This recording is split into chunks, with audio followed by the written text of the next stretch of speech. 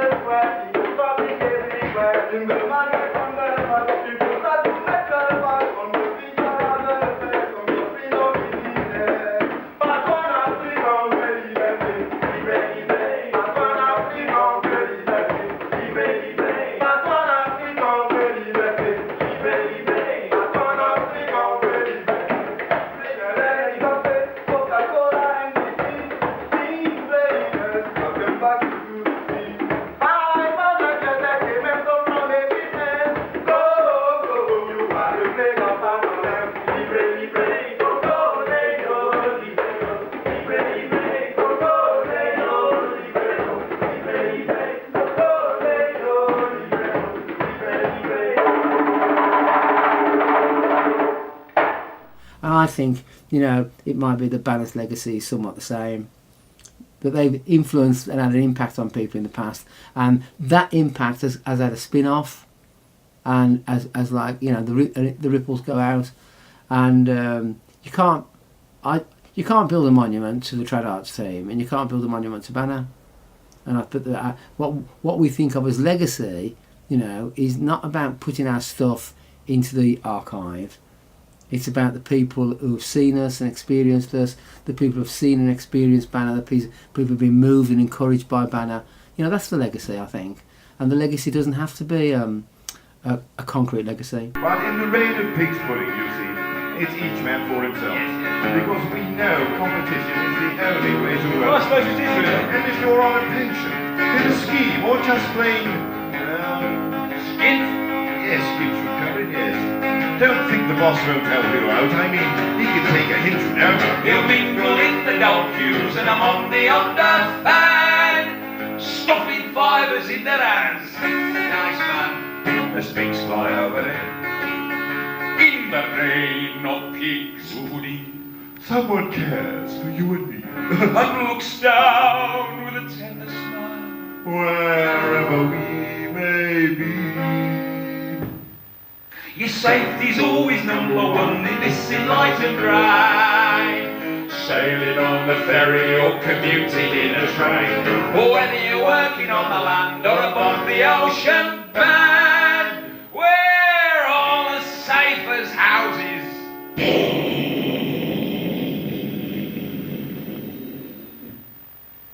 As pigs fly over.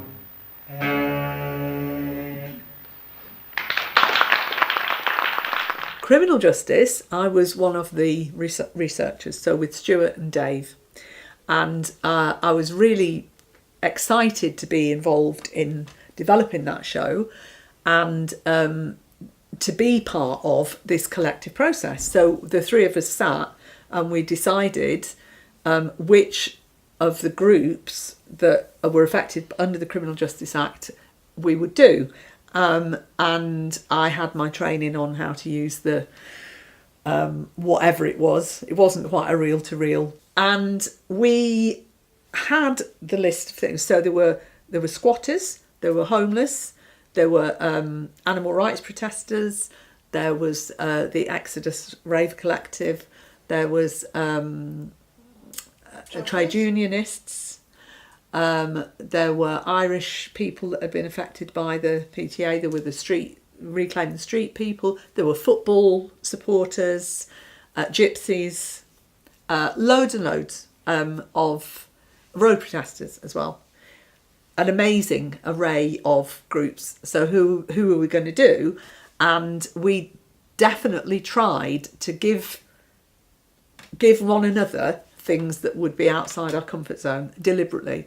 And I loved that. That was probably when I got completely hooked on the interview thing. And I know since then, it doesn't matter what I'm doing. Sometimes it's been so long since I did the interviews. When I'm doing my own shows now, I'll think I am not in the least bit interested in this subject anymore. And then I'll listen to the interviews and it all comes back. Well, the one I remember in particular, because I did a lot of the recording for it, it was the housing game, which was about the direct labour organisation in Sandwell. Interviews were set up by a guy called George Hickman, and George was quite a character. And I remember it was one of my first shows where I did a lot of interviewing and transcribing, and then I worked on the script as well and worked on the songs. But George Hickman had arranged for me to go to a building site in Sandwell during the lunch hour, because the guys had an hour's lunch break, and record 3 guys about working for the direct labour organisation. And I got there on time, and there was this hut, and when I went to the hut and knocked on the door, there was no reply. And I peeped in through the window, and there was 3 great hulking builders fast asleep. I thought, oh my God. I just felt like turning and going, you know, am I going to wake these guys up to record them? You know?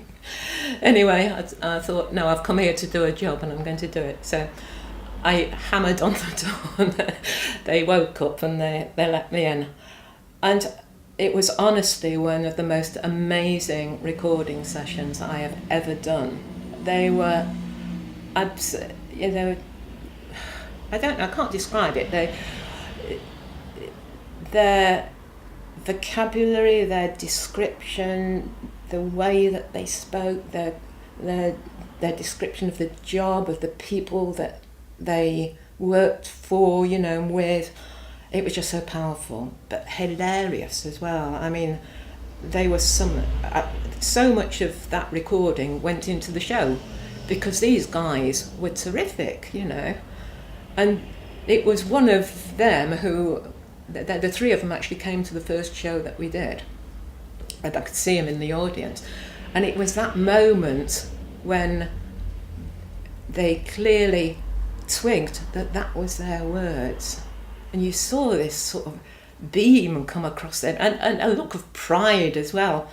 And afterwards, I remember one of them came up and he said to me, "Oh, that was Boston." You know, I mean, I can't use the Bottom Country accent, but, you know, he said, "And that's what we said." I said, "Yeah, I told you that was what we were going to do." He said, "Yeah, but I didn't understand it, you know, really. You said about we use your actual words." But until he heard it, he hadn't actually realised.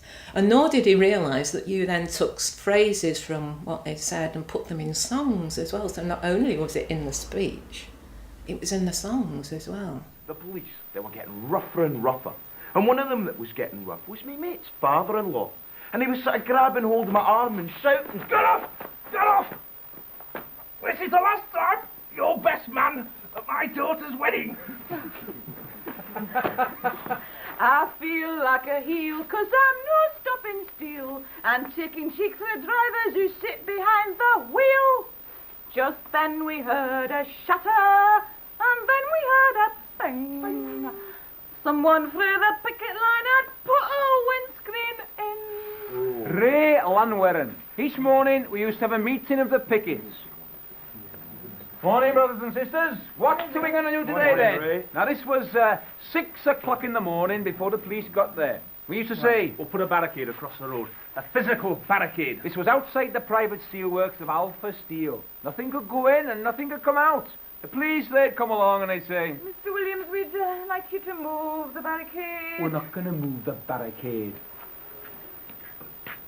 You, know you're breaking the law. We don't give a sod about breaking the law. We're demonstrating against plant closures, job losses, destruction of our community. That's what we said on each and every occasion.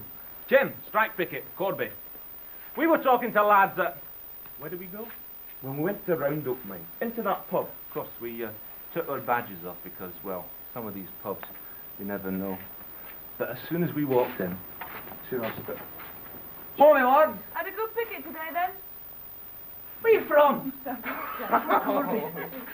And as far as we were concerned, we'd never seen them in our lives before. And as the conversation went, they were from South Yorkshire and picketing a different gate for us anyway, so we'd never seen them. But I mean... We talked the language. You could go in there, you could sit down and talk. It was that open. And that was the fight we were all in, together. We know one another now. We know one another. We've made friends, you know, right across the country through this strike. Same as those blokes in South Wales. They were in exactly the same position as I was, you know. They were finishing, but they were on the picket line because they were angry about the whole situation. I mean, anyone who cares about the industry and about jobs, my whole life has been spent in steel. And this is my main concern for the ones that are following on. I've seen Corby. I've seen it grow from nothing. And it's just going to be shut down.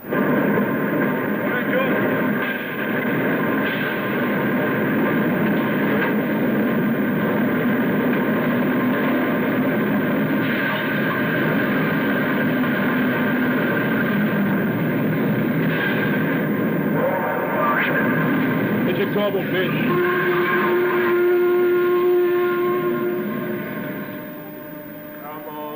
Steel workers who use your strength and skill to work the white hot metal in the pit side and the mill.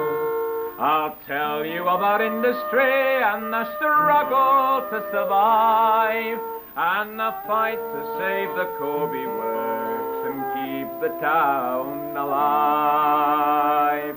With the power to crush the ore and make the furnace glow, with the skill to team it right and keep the steel on flow, we can forge it round or cast it square, roll it out fine as a human hair. Steel for industry to make the world go round. For 1,000 years we've used the ore and charged the furnace fire, and streamed out molten metal to make what all desire. We forged and cast and smelted till iron and bronze were drawn, and through our skill and industry the age of steel was born. There's rollers and there's coilers, there's sparks and ladle men, there's 42-inch cutters working down the heavy end. There are heaters, stampers, slingers, and 100 other trades in soaking pit and sinter plant wherever steel is made. We've the power to crush the ore and make the furnace glow. We've the skill to team it right and keep the steel on flow. We can forge it round or cast it square, roll it out fine as a human hair. Steel for industry to make the world go round. We've built the wheels of industry, the foundry, forge and mill. Without us they'd lie idle and our cities would be still. We feed hungry motor tracks of Coventry and Brum, and every factory from here to Kingdom Come. All through the years we've struggled for a share of what we've earned. You've got to keep on fighting is the lesson we have learned. At Lanwood and Full Talmud, at Redcar and at Ravenscraig, the fight for jobs goes on. We've the power to crush the ore and make the furnace glow. We've the skill to team it right and keep the steel on flow. We can forge it round or cast it square, roll it out fine as a human hair. Steel for industry and make the world go round.